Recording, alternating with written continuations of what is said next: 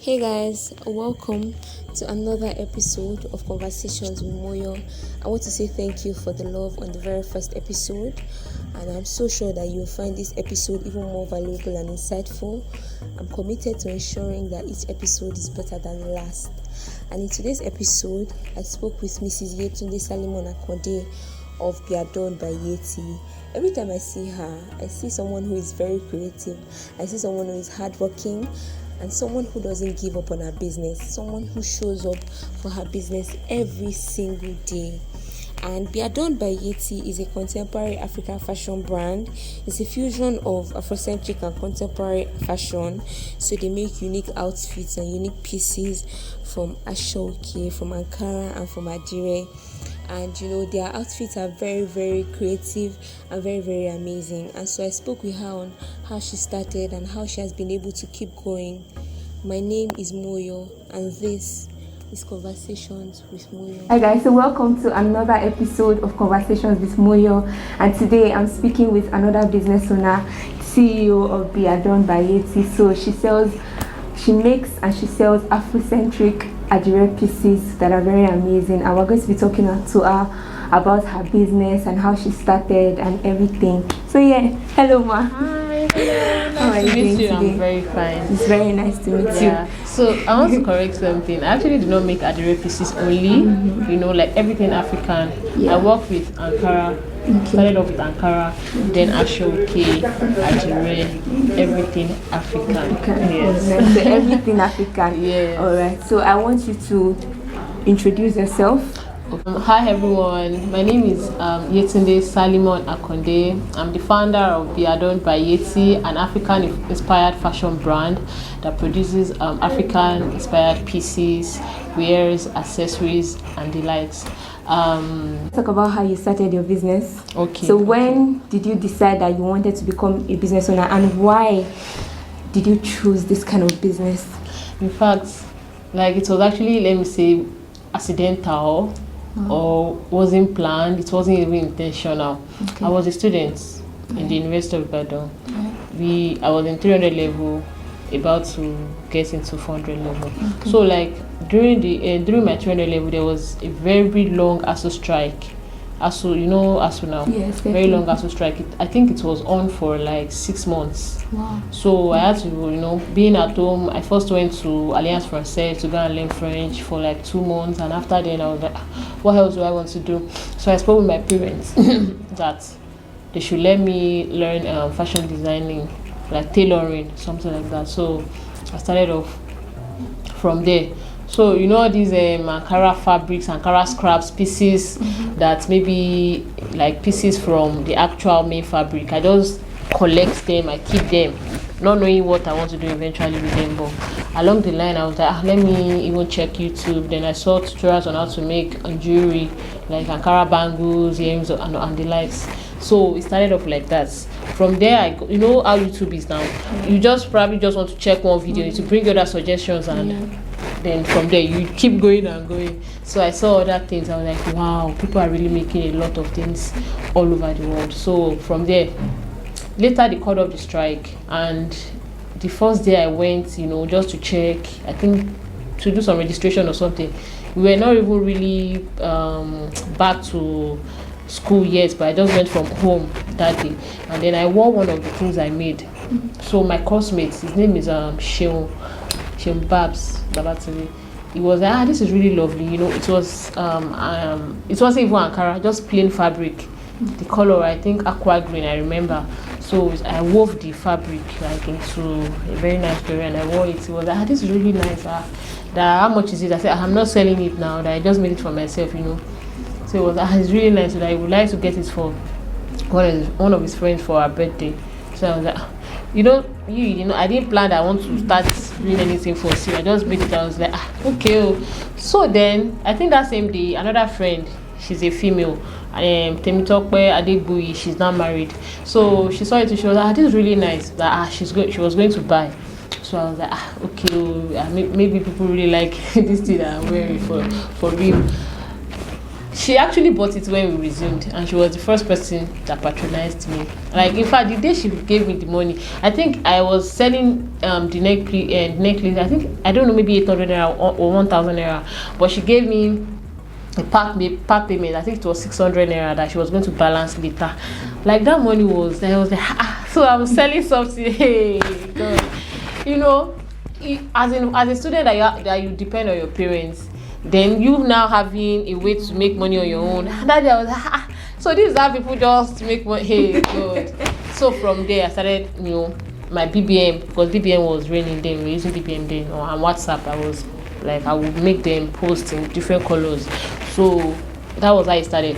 My department mates, my course mates, they bought from there, the faculty. You'll be like, you sold something to so person, I would like to buy which color. Even in the hostel, when we later resumed, like 400 level, when we later resumed, I didn't stop. Then I added other ones like braided, woven, customized, these beads that you can write your name with it. So yes, people like customized stuff, so they will be like their friend's birthday, make it how much. I think I was selling that one for 350 for, I can't remember, but it was a big deal to me. Like, it was really a big deal to me. Even at night after school, when I've finished taking dinner, I would go around the hostel. I was in Abo Hall in the University of Ibadan. I would go around the hostel, just hi guys, please, I'm selling this, so it was fun for me. There was no problem, and it didn't affect my studies at all. In fact, I graduated with the, let me say, like, my dream CGPA. So it was just like that. There was one morning I remember I was having exam, and my roommate then, as I was reading, I was weaving something. She was like, how are you concentrating? I said, well, just forget, leave that one. So that was how it all started. I didn't plan it. It just started like that.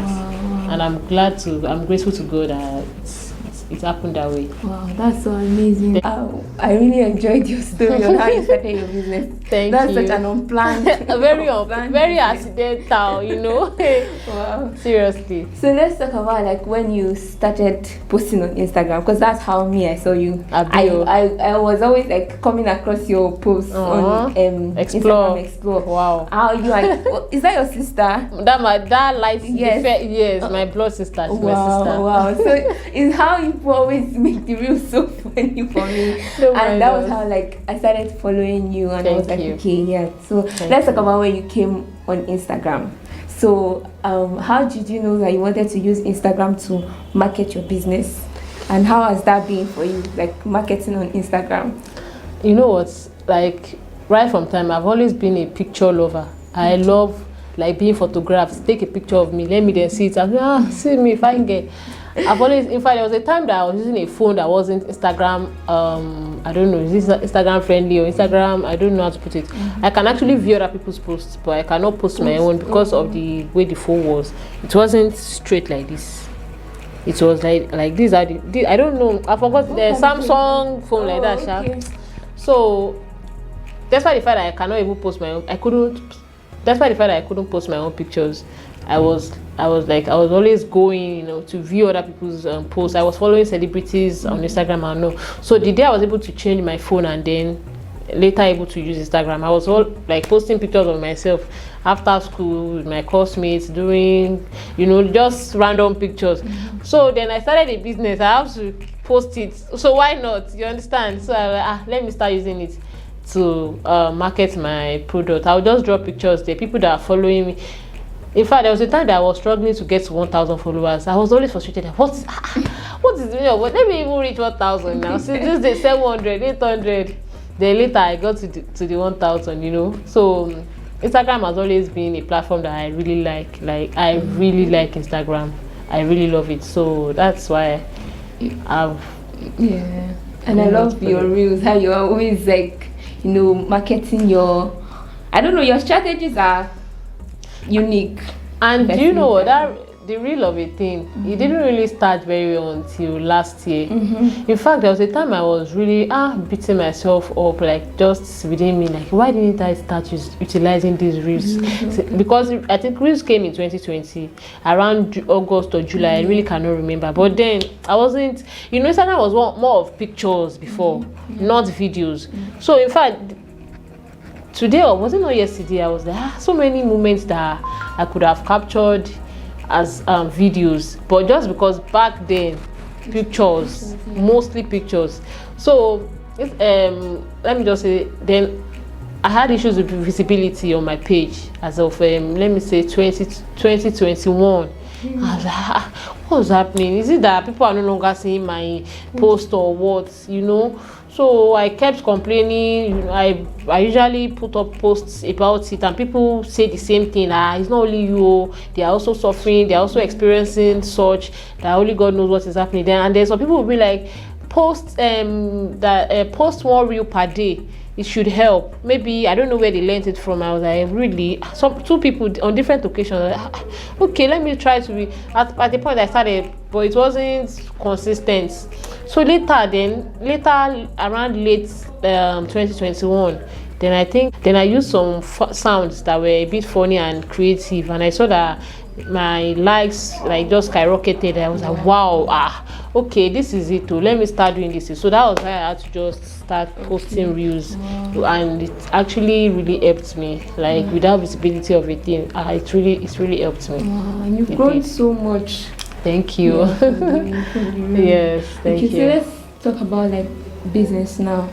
What would you say are some of the challenges that you faced as a business owner so far in your business? Let me say, the business itself, juggling it with other life activities. As a mom and wife, as a business owner, like they're not really easy. Even people that are not yet married, that they don't have responsibilities outside of the business, they complain that I'm the content creator, I'm the marketer, I'm the advertiser, I'm the running around after the dispatcher, where are you, all these things. Then now imagine that you have to cater for your kids, for the home, so many things. So it's like it's not easy. Although it delegate task, like you have staff, and which I do, but still, you as the owner of the business, you know what you want for yourself. You know how you want your business to be, operated. So you still cannot just delegate tasks and just sit down and relax. You have to still, be up and running and monitor the affairs of how your business is being operated. So I would say that's a major challenge. Okay, so how do you manage all the responsibilities that you have, like being a mom, being a wife, having a business? How do you juggle everything? See, it's not easy. I will not lie to you. In fact, I told myself this year, this 2023, no pressure. I pressured myself last year. It was too much. Even with a new baby, pressure wasn't easy, because I would have many videos to shoot. I just thank God that I have like support system. My husband is a very supportive person. Somebody you can leave a baby with and you be at peace that the baby is fine. Even sometimes more than me, he cares. He's a very patient person. So even if the baby is causing tantrum, crying and all that, he will know how to pacify the baby and everything will be fine. So he's my number one support system. And also my cousin, who also is my assistant, she really helps me. I may want to shoot videos for the day, for a week, or maybe for some days. I would have batched my my real videos. I'll be like, okay, I want to do this. I will probably jot it down, and then after feeding my baby, I will give the baby to her to take care for me. We'll still be in the same place, in the same our studio, but at least she'll be probably back baby and watch after our babysit and all that. So, but imagine if I didn't have people around me, maybe my husband, somebody that, even if he will go to work now. It's not every time that will be around. Imagine if I didn't have my assistant, like my cousin, around. I would just be doing what I can do. You get? I will not. I may want to shoot video. Now baby is crying. How will I say, baby, don't cry? You get? So, and you will just be frustrated. So let me just say, those were the things that really kept me going in the journey of being a business owner and also a wife and a mom. Right. So having support system and people that are willing to help Those are the basic things. And let me just say, God's grace as well. When you have the strength, like the zeal to want to do something, even if on your low days or days that you're even at your weakest, you will still be like, I just have to do this, let me get up and just try. So that is it. That's so amazing. God's grace, the strength and the passion you have for your business, and also support system, a good support system. Those are the basic things that make it easy. Thank you so much for that. So now this is a 2-in-1 question, right? Okay. What makes a good business? All right. And what makes a good business owner? Okay. Yes. Okay. And what makes a good business? Like you delivering quality, value to your customers all the time, always to your customers. Quality, value. Even if somebody else is selling a product for maybe 20,000 naira and you are selling your own for 30,000 naira or even 40, but your customers, they get value and quality, as in the customer, but you that you know within you that have no, this is quality, this is top notch, the product is going to like last for a long time and be useful, be durable, and like very valuable to the customer. Each time the customer is doing it, he or she will be like, thank God I bought from this person. And also, what makes a good business owner? Like I said, as a business owner, you have to always have it in mind to deliver quality and value to your customers, you as a business owner. Then you should have empathy, like for your customers. Some business owners do not have empathy, like based on the news stories that I've seen on social media and like different, we would, like a customer would say they want a particular product, or even you as a business owner, you say, okay, this is the product I'm offering for at a particular price. And then when they eventually deliver the product to the customer, it will turn out to be another thing entirely. Do you understand? Yeah. So, but you as a person, like if you were to be in the customer's shoes, how would you feel? So many, there are different episodes. Some, maybe they deliver the wrong item to a customer, and the customer will be like, please, is it that you make a refund or do an exchange? We don't refund, though. I think that one is very rampant. It's really bad. What if it happened to you? How would you feel as a person? So I won't do anything that anybody will call me out on social media. How much is your money that I will not refund? In the first place, it wasn't in my account. Then maybe you now say, like, I like send something to you and they complain and it turns out to be that I should refund. I will gladly do the refund. I will sell the product to another person, and if it cannot be sold to another person, I will use it or gift it out to a friend or family member, just to avoid wahala. But some people, I don't know, maybe because they're always like, let me sell. I will never be in the position of wanting to buy. Let me be selling. But you can be the person that wants to buy and they treat you that way. Then how would you feel? So that's just the basic thing. Right. That's very, very correct. Seriously. That part of like empathy. Yes, most they do not have it. They do not, and it's really bad. Okay, so I want you to share one experience. It could be a memorable moment, maybe a milestone that you hit one time, or maybe one funny experience that you had, maybe with a customer or dispatcher or anything like that. Okay, let me say the memorable was the very first time that I got an order, like a very bulky order. I think that was in, what year was that? Is it that 2016? 2016. Like the customer just contacted me on Instagram that she would want to buy this, but in fact I think she initially started off that as wanted to buy just a few items, and then later maybe she now thought that maybe she could buy in bulk and then resell. Then when I calculated the money, I was like, wow, this is really, although let me just say it was around probably 250,000 naira or something, but it was but still in 2016 that was even now say, yeah. But I was even more younger then, like, although I had a 9 to 5 then. So, and I had never gotten that order before. It was literally my first order that was around that amount. So you know, like first time, there's always a first time in life, you understand. So the person, she was meant to send the money, she said probably the next day. I was anticipating it, like seriously.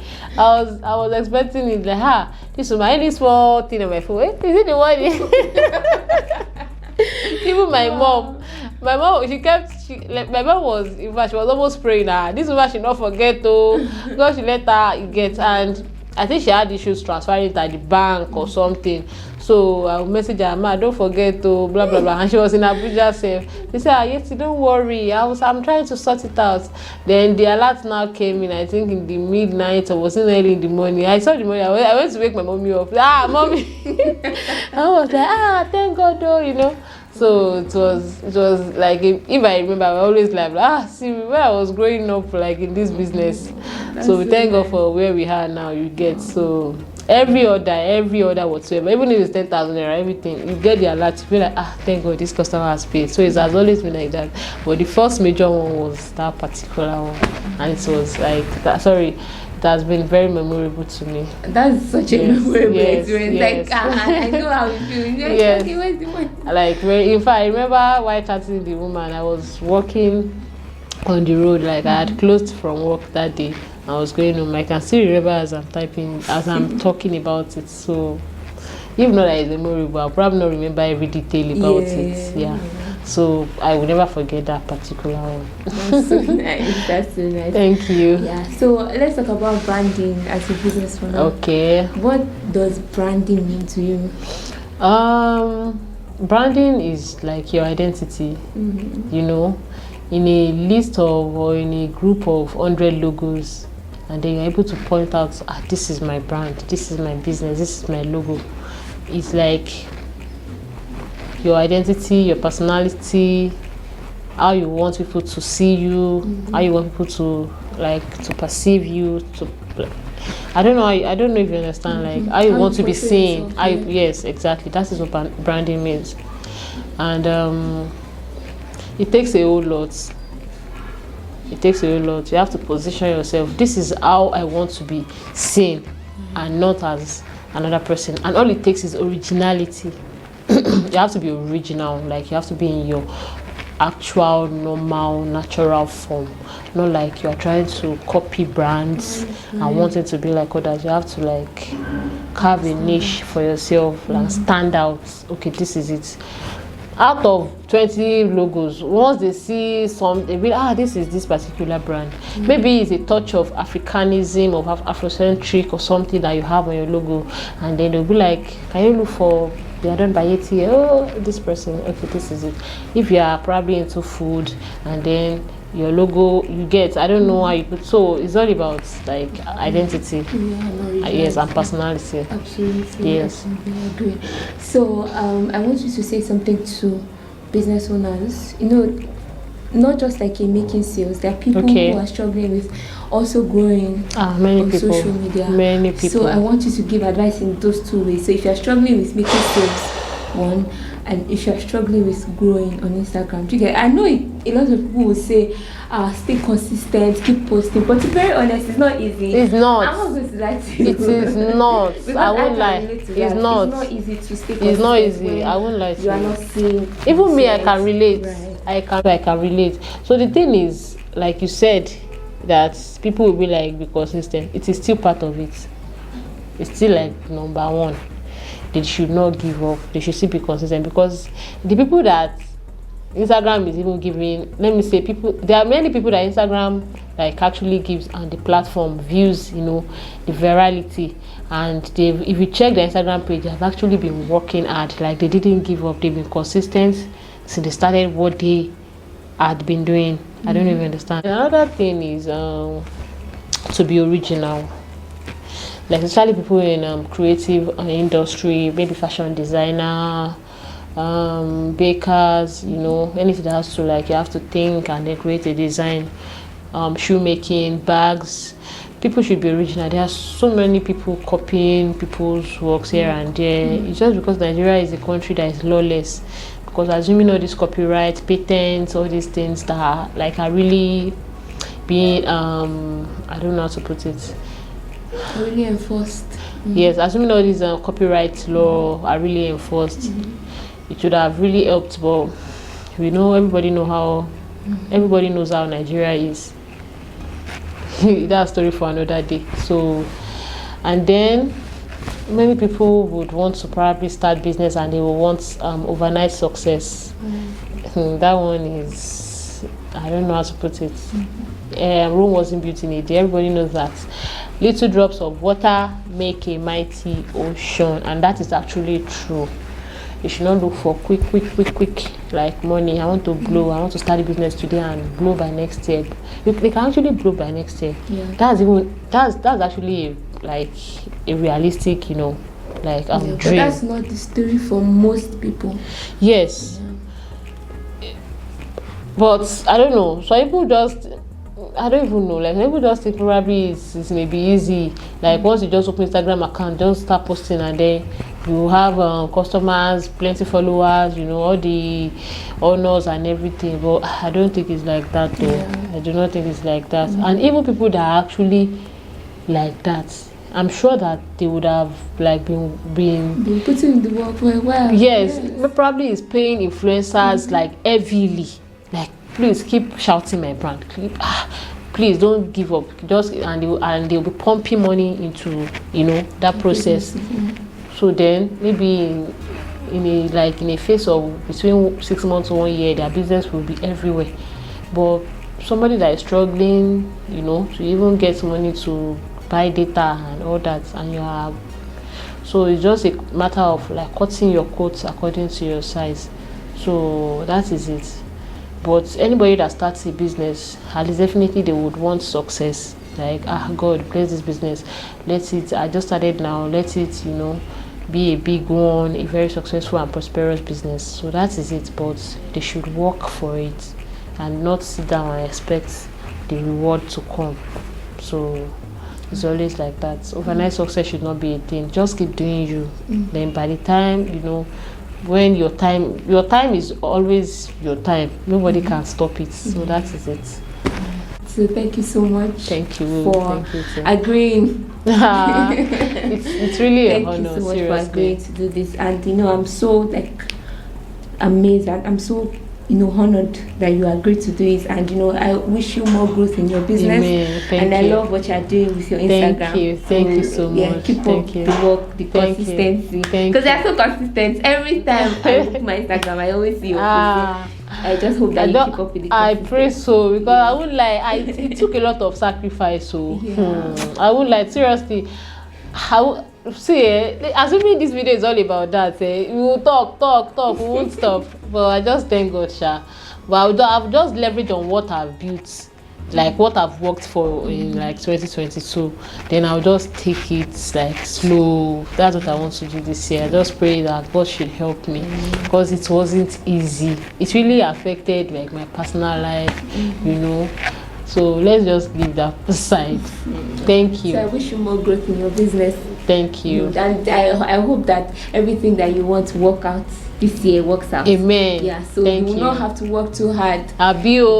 Exactly. I would like that last year. You're also working hard, I pray God crowns your efforts and give you the visibility that you really need. Thank you. Thank you so much, man. All right. All right, so guys, that is all I have for you on today's episode. Make sure to subscribe to my channel. Yes, please for more episodes coming up, and I'll see you in the next video. Bye.